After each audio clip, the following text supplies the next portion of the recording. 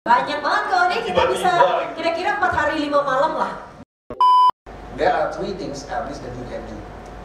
Ya. Saya translate kok. Ada 3 cara. Ada 3 cara yang harus kita lakukan yang God is that simple, not that complicated.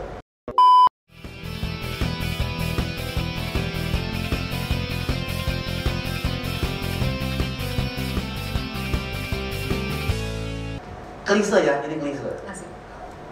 Apakah menurut Tuhan keluarga itu penting? Penting, semua ngomong gitu kan. Nah, saya tanya balik, sepenting apa? Saya kasih ilustrasi dulu ya. Tadi kan saya cerita kalau saya invest di sebuah bisnis, dan itu investnya tuh duit gede. Artinya kalau bisnis itu kenapa-napa, ya kan, saya langsung kena efek, ya kan. Saya langsung kebakaran jenggot, saya langsung harus ambil tindakan. Pokoknya kalau itu kenapa-napa, gue kenapa-napa. Nah, kira-kira buat Tuhan keluarga itu seperti itu. Kenapa? Nah, sekarang kita ngomong kenapa ya. Kejadian 1 ayat 28 itu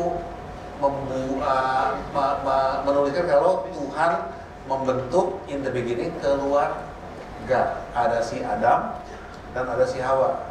Nah, jadi keluarga itu lembaga yang Tuhan buat. Itu pertama kenapa buat Tuhan keluarga itu penting. So, waktu keluarga itu bermasalah dan di dalam keluarga itu ada anak-anaknya, dia pasti berasa. He feels what he feels. Itu pertama. Dan nomor 2, kenapa ada keluarga? Karena untuk apa Tuhan membentuk keluarga? Tuhan membentuk keluarga pada rancangan awalnya. Itu tuh supaya si anak itu belajar nilai-nilai keimanan, keilahian dari Adam dan Hawa kan, dari papa mamanya. Sekalipun dunia ini sudah rusak, dosa masuk ke dalam dunia, tapi ingat Tuhan Yesus sudah melakukan pekerjaannya kan. Ada pemulihan lewat salib, ya. Jadi rencana itu tidak tertoleransi. Nah, sekalipun misalnya kita hidup di keluarga yang tidak mengenal Tuhan, tapi karena di dalam keluarga itu harusnya diajarkan tentang iman, tentang ketuhanan segala macam. Nah, dan kita ada di sana, keluarganya nggak berfungsi. Gue belajar iman dari mana Tuhan? Nah, you need to trust Roma 8 ayat 26. Kalau Tuhan bekerja dalam segala sesuatu menggerakkan kebaikan untuk orang yang mengasihinya.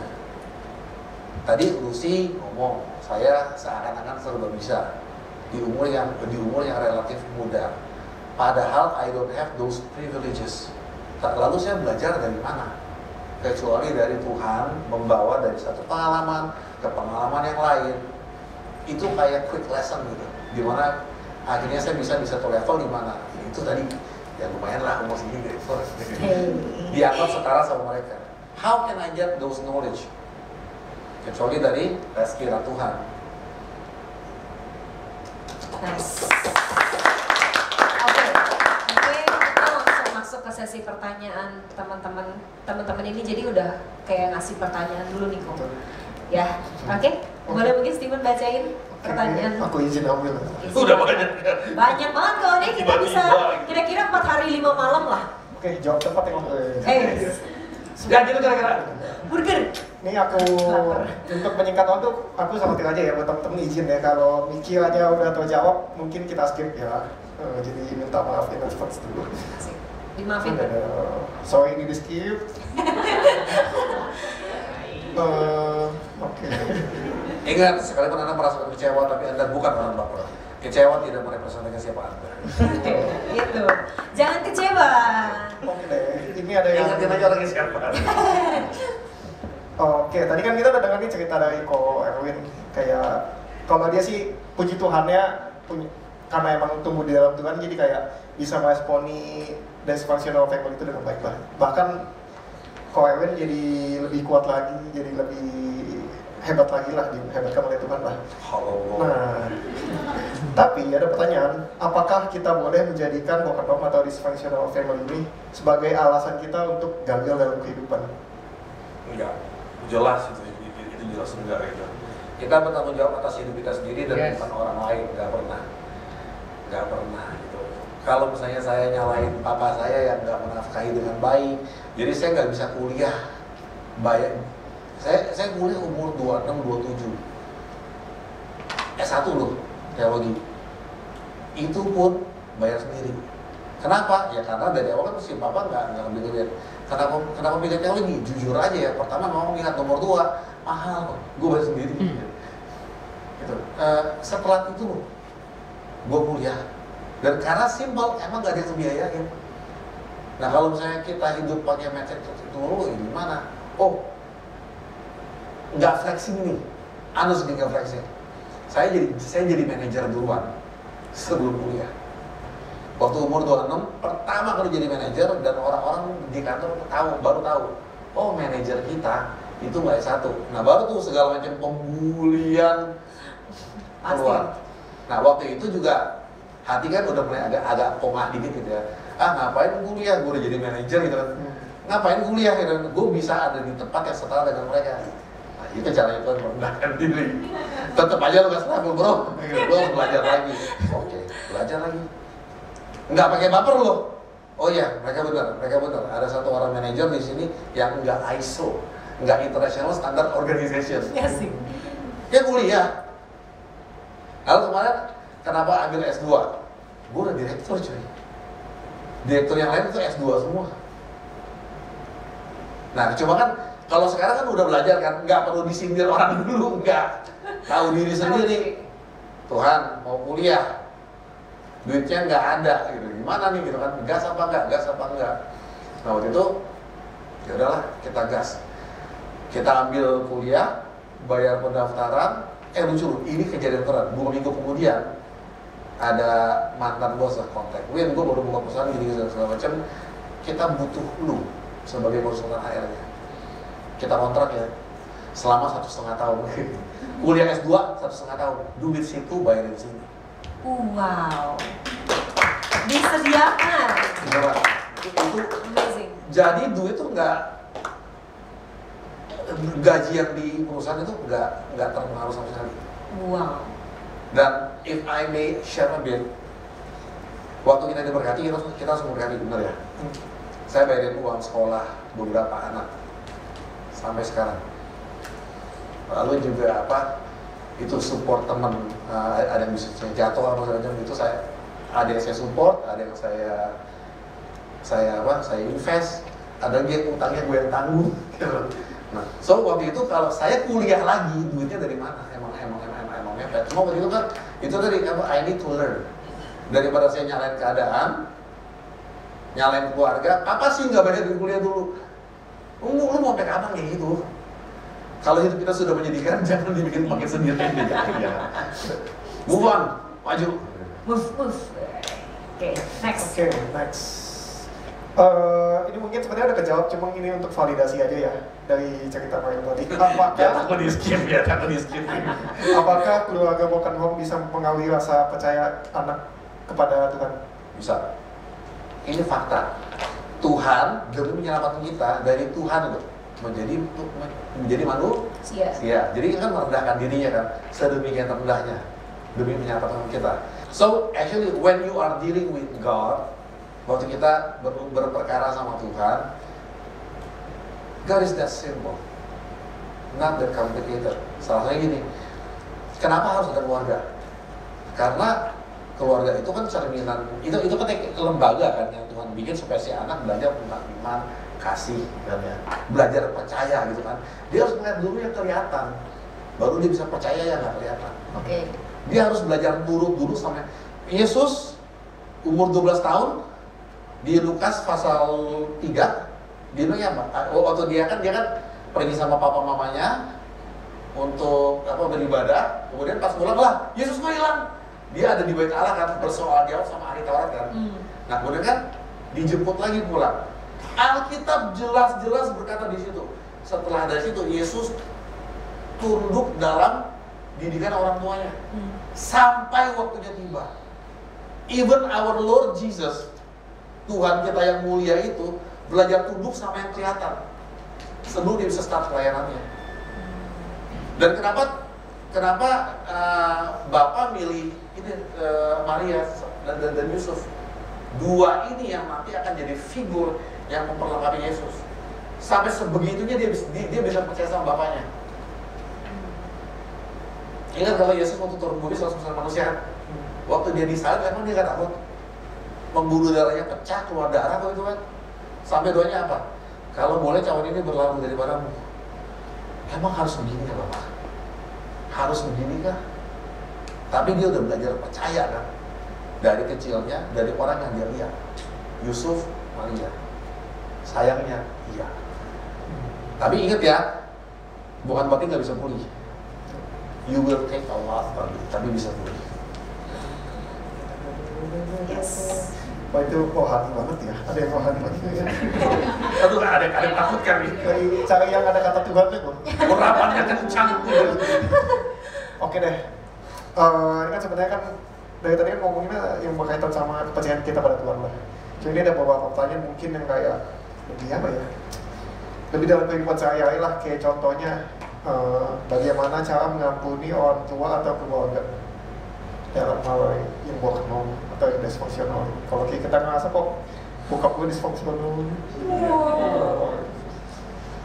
Pengen biarin Bapak ini. Nih, ini topik sulit. Bahkan orang dunia pun belajar tentang pengampunan. Serius. Kalau di sini nggak mungkin, ini bukan generasi sosial media ya. Tapi coba deh ke YouTube, dengar channel yang namanya Diary of a CEO. Dia jadi wawancara semua orang besar itu, 1,5 jam sampai 2 jam. Nah itu coba lihat caranya orang-orang sekuler ini, bos-bos besar ini, tokoh-tokoh lah, gimana caranya mereka menavigasi hidup. Dan akan ada banyak tema pengampunan di situ yang mereka tuh nggak bisa handle. Saya sampai ke satu kesimpulan dari pengalaman, kemudian dari apa yang waktu misalnya kalian ambil S2 nih, terutama manajemen ya, itu kalian akan baca buku banyak banget untuk bikin tesis dan segala macam. Lalu kemudian kita juga jadi terdidik. When we need to present something, itu tuh harus legit gitu, harus solid fakta-faktanya. Nah, yang saya temukan adalah kalau kita ngomong pengampunan, sorry bro, pengampunan itu ranahnya ilahi, jujur aja.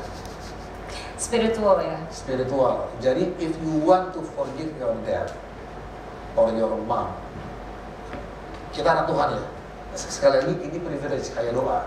Yesus pernah ngomong kan, ini waktu mau menghadap Bapa, kita ingat kesalahan orang lain, lu ampuni dulu.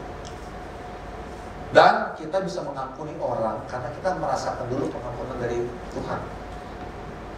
When you know that God forgive your sins, seberat apapun itu, and then pengampunan itu memang kita terima dan kita hidupi, baru kita bisa mengampuni orang dengan lebih mungkin ketimbang caranya orang dunia belajar mengampuni orang lain.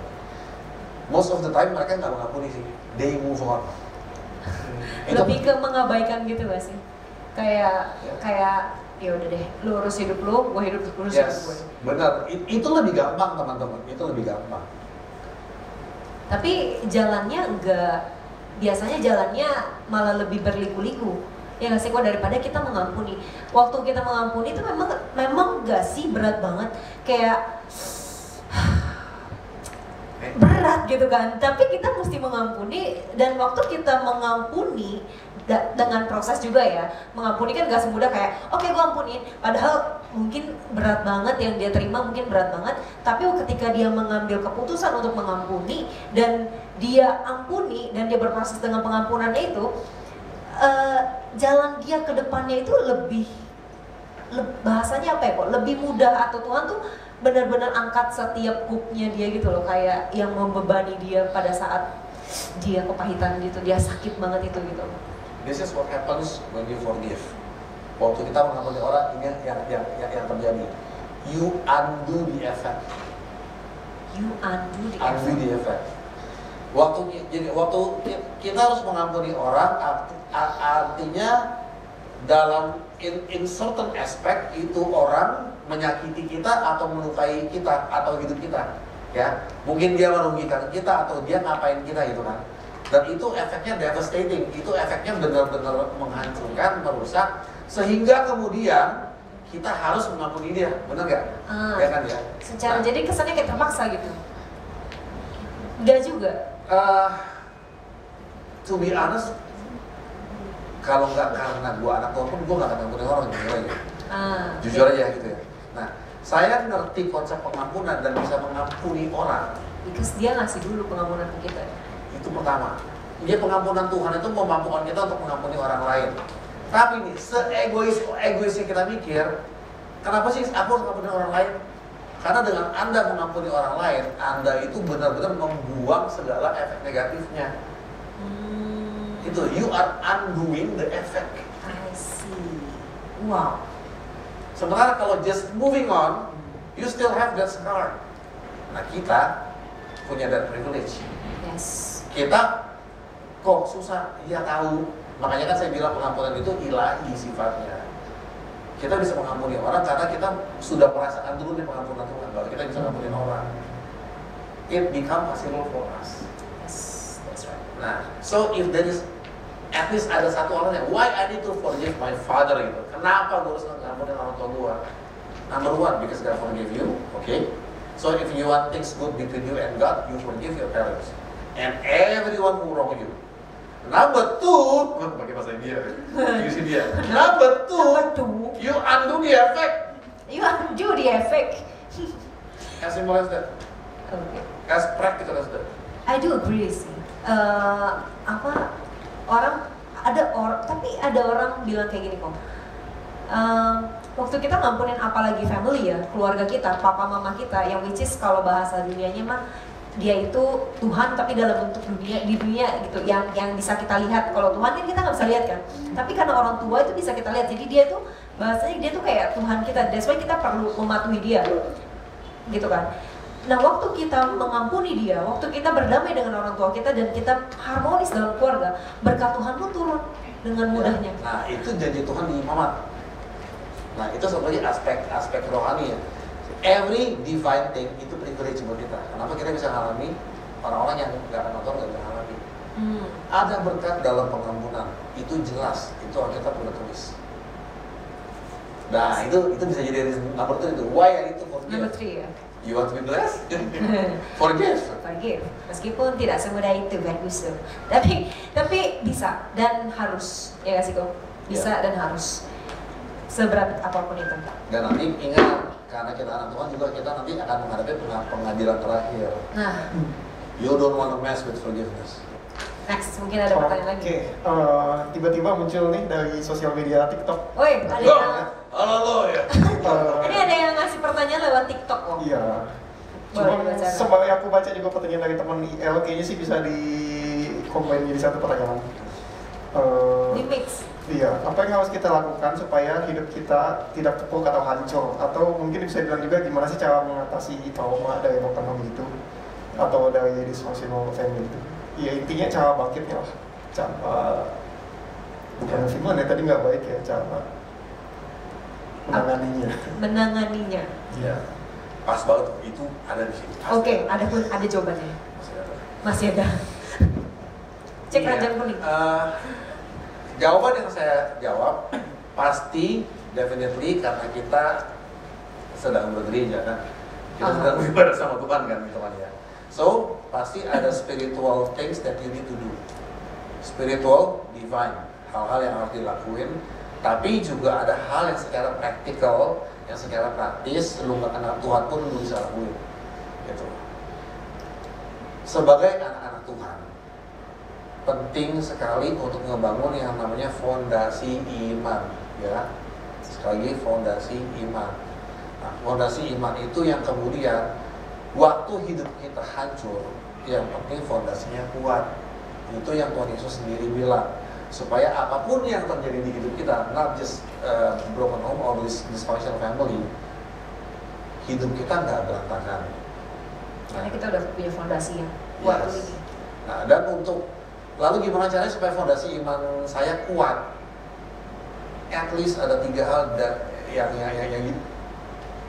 there are 3 things at least that you can do. Ya. Saya translate kok. Ada 3 cara. Ada 3 cara yang harus kita lakukan, yang harus kita lakukan supaya kita bisa Yes, supaya you punya foundation of faith punya itu basic yang kuat atau solid. dasar yang kuat, yang solid, firm gitu kan, kuat. Nomor 1, harus punya kehidupan doa. Itu nggak bisa enggak. Nah, yang paling kuat, essence apa sih di dalam doa yang paling kuat? At least ada dua. Satu, ada yang namanya communications with God. Nah, ini riset nih, orang dunia udah riset. Dua pribadi yang berkomunikasi, kemudian akan makin mirip satu sama lain. Kenapa? Komunikasi itu adalah the art of transferring idea. Oke. Saya sama Satria nih, enggak, kita tuh sering hangout tuh. Pasti komunikasi dong, pasti ngobrol dong. Nah, sampai gini kita tuh Lucu juga kok kalau saling hangout tapi diem-dieman. Kayak telepati gitu kan. Wah, gitu. So, when you communicate with God, gitu kan ya, you will become more like Him. Wow. And you will feel that God actually do care with you. Tuhan memang peduli sama kita kan, cuma kita sering nggak bisa ngerasain kan. Tapi saat dua pribadi berkomunikasi, itu tuh you are like creating an unseen bridge. Itu pasti ada jembatan yang nggak kelihatan, yang akan menghubungkan perasaan, pikiran dari dua person itu. Nah, when you communicate with God dalam doa, gitu kan ya, nanti you akan merasakan karena ada jembatan yang nggak terlihat itu ya, you will become more like God. Wow. Jadi itu loh kuncinya pengampunan, bisa ngelepasin orang gitu kan ya.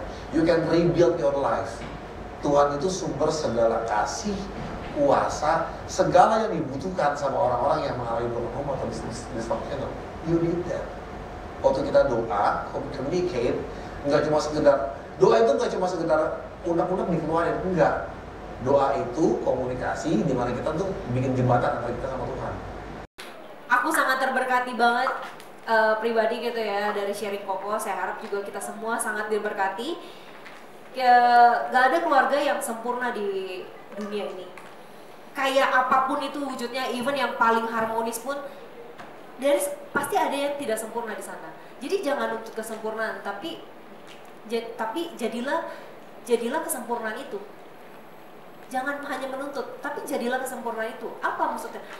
Jadilah, kalau kita tahu keluarga kita nggak sesempurna itu, dalam arti mungkin keluarga kita susah dalam hal ekonomi dan lain sebagainya, jadilah kesempurnaan itu. Oh, gimana cara menciptakan ekonomi yang baik dalam keluarga kita, gimana sih caranya dan lain sebagainya. Jadi solusi. Jadi jangan hanya compare dan menuntut, tapi kita jadi solusi.